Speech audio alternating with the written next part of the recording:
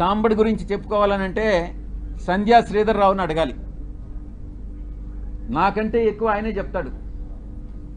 వీడి పెట్రోల్ బంకుని ఎలా దోచేసింది, ఎవరిని లోపరుచుకొని అడుక్కునే స్థాయి నుంచి ఆడంబరం స్థాయి వరకు ఎలా వెదిగాడు వీడి సాంబడు, సంధ్యా శ్రీధరే ఎక్కువ బాగా చెప్తాడు.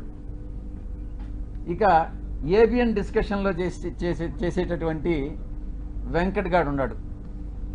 వీడు ప్రముఖ సినీ దర్శకేంద్రుడు దగ్గర పనిచేసే ఒక అమ్మాయిని సైట్ కొట్టి జర్నలిస్ట్ కాలనీలో ఆ అమ్మాయికి కూడా సైట్ కావాలని అక్రమంగా ఆ జాబితాలో పేరు పెట్టించి ఆ తర్వాత ఈటీవీలో ఉద్యోగం పోగొట్టుకున్నటువంటి వాడు వీడు వెంకట్ అనేవాడు. వీళ్ళందరూ కూడా జర్నలిస్టులు, తెలుగు జర్నలిస్టు ప్రమాణాలు పాటించేటటువంటి గొప్ప జర్నలిస్టులు. ఇది ఆ తెలుగు జర్నలిజం యొక్క కథ. కనీస నైతిక విలువలు, మానవ సంబంధాల మీద అవగాహన లేనటువంటి వాళ్ళు జర్నలిస్టు ముసుగులో వీళ్ళందరూ కూడా బ్లాక్మెయిలర్స్ని నేను కొన్ని ప్రశ్నలు అడగదలుచుకున్నా. 3 ప్రశ్నలు. ఒరే వంశీ, నువ్వు జవాబు చెప్పు.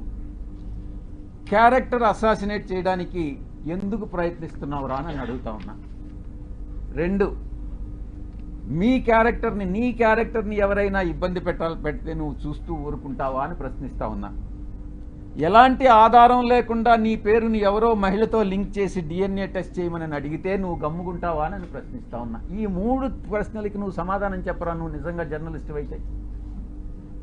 మనమందరం కూడా నాగరిక సమాజంలో, ప్రజాస్వామ్య దేశంలో జీవిస్తున్నాము అన్నటువంటి స్పృహ నీకు ఉందా అని ప్రశ్నిస్తా ఉన్నా.